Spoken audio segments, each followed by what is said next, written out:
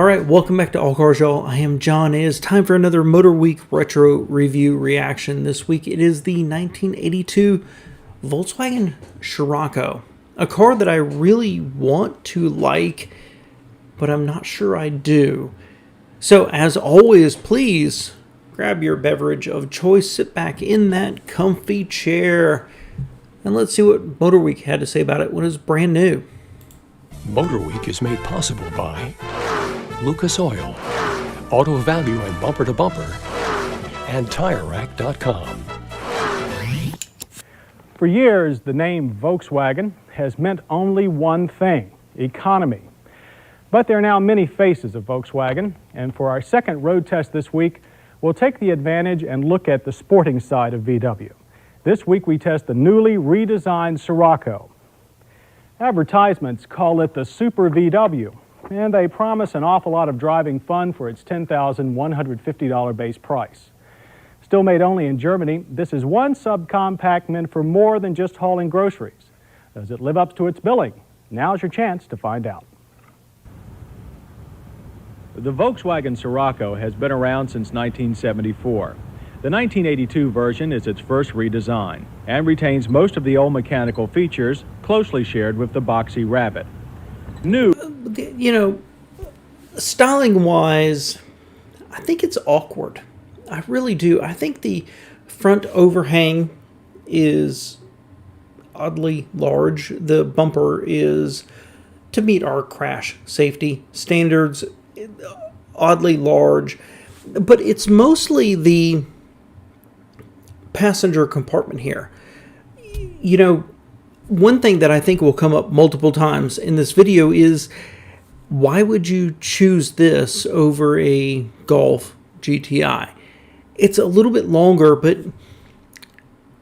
honestly, it looks like an X body. Looks like a Citation to me. I don't love it. I don't. New refers mostly to a sleek body and handsome interior, both developed by Ital Design, one of the leading Italian styling firms. There's only one drivetrain, the Rabbit's fuel-injected 1.7-liter four-cylinder, and a 5-speed manual that sports an overdrive fourth and super economy fifth gear. The Scirocco has always been good-looking, and the new body carries on the tradition. The long hood, a sharply raked windshield, and gently curved sides make for a most attractive car. And hold on, I won't say it's unattractive. I actually think that the X bodies, the Citation and others, were pretty attractive. I think the VW here, although I think it shares the same general design aesthetic, is a little more dainty. And I like that a lot. But still, the Scirocco should be sporty, where here it just looks like two-door small sedan more than anything else. I just don't love it. This VW is the first volume car to use this unique rear hatch styling. That little bit of lower glass does wonders for rear visibility. However, a few felt the spoiler looked tacked on and found the large Scirocco a bit gauche. You sit low in the Scirocco, and the seats are typically German. That means hard with lots of support in all directions. Although front headroom was at a premium, most of our drivers managed to get comfortable. That's right. Punch the seat. Punch it. That tells you how comfortable it is. If you punch the seat. The dash and the rest of the interior are less Spartan than in a normal VW and show their stylish Italian heritage. Most instruments were clear and simple, although finding the water temperature and fuel gauge took a few seconds. Volkswagen has included its new upshift light that tells you when it's time to shift for best fuel economy. This is frankly a gimmick that distracted us from fully enjoying the car. But enjoy the car I did. This little pocket racer has spunk, and the steering is reasonably quick and very precise. You know, let's talk about the interior there. You know, maybe they'll show more here in a minute, right? But it was okay. I mean, for 1982, it was fine.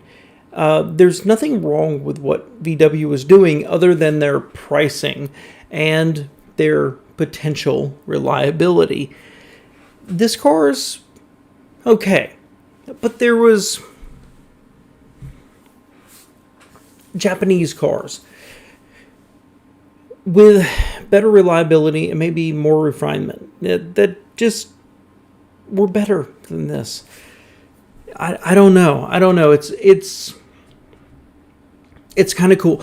Ultimately, it's not a Corrado, and I like the idea of the Scirocco. I like the idea of a VW sporting car, but this just doesn't feel, especially with the hatchback, doesn't feel special.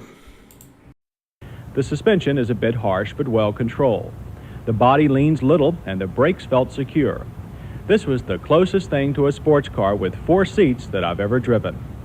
It was a very popular car too around our office, and the staff couldn't wait for their turn to drive.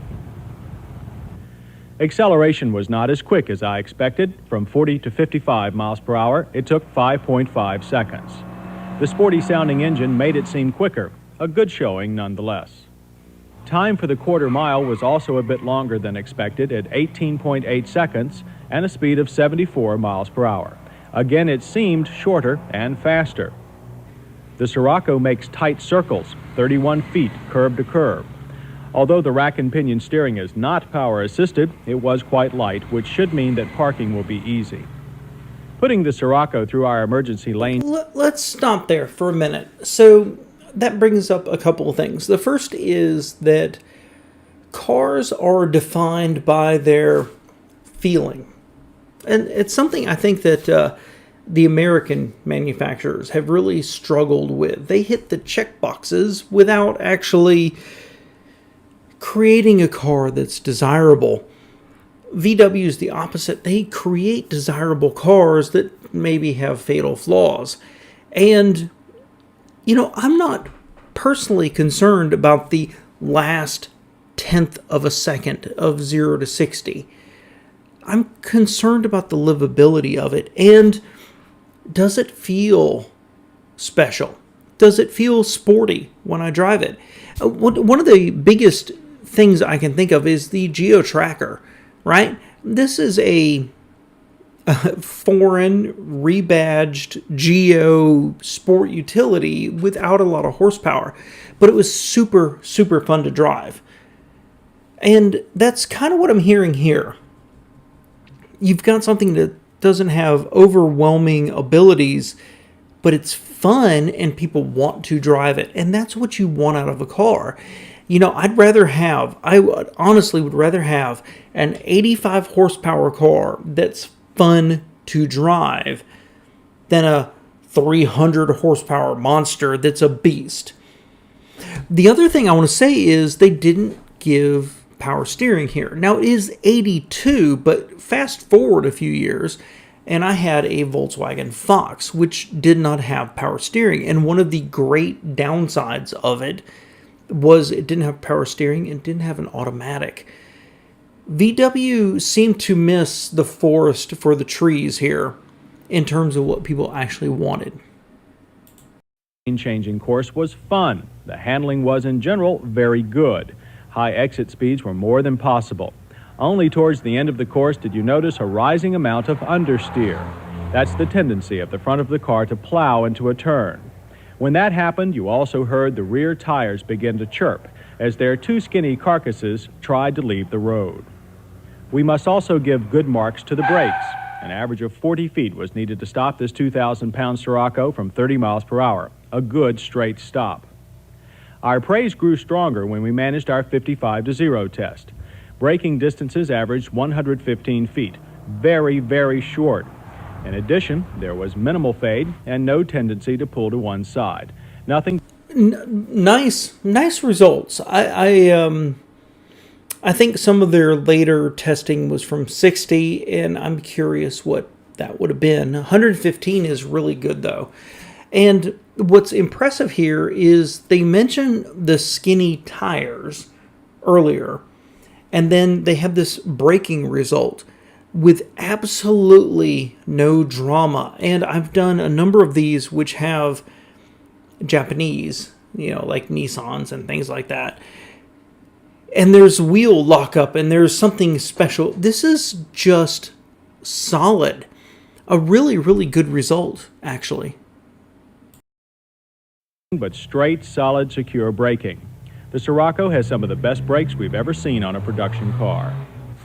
Raising the heavy hood is a two-handed procedure. Once done, the front-wheel drive engine looks almost small in its wide bay. Spark plugs and dipsticks are front-facing, and the oil filter is easily serviced. A very neat pocket. VW claims to have solved the oil consumption problems that have plagued these rabbit engines, and our car was too new to have any complaints. The Scirocco is a 2+2 coupe, meaning that 2 adults will find comfort in the front and 2 children might get along in the rear. There is very little head or leg room in the back seat. But if there's only 2 of you, the rear seat folds almost flat to provide a station wagon-like cargo compartment. Space is well utilized in this small car. Well, and from that perspective, right, when I look at my life right now and wanting something that maybe has a little bit of sport to it, I don't need 4 seats. I don't need necessarily 4 doors, but I would keep that rear seat constantly laid down just for the cargo space of throwing stuff in there. And so when you think about, like, hey, it's Friday night, let's pack our bags, throw it in the back, and drive to the mountains. Perfect car. Almost perfect car. On the open highway, that engine noise we found so enjoyable before became a little annoying. However, the Scirocco is well insulated for a small car and reasonably quiet. Visibility was also rated okay, though using the outside mirrors for lane changing is a necessity. Since this is a Volkswagen, it's not surprising to find the EPA fuel economy is 28 city and 41 highway. Our test car turned in a consistent range of 30 to 36 miles per gallon. Well, that's interesting. So the gas mileage, city and highway, is fantastic. But saying that it gives a consistent 30 to 36, that's a 20% margin. That's incredible that they're actually selling that as a bonus, as a upsell, right? Yeah, let's continue.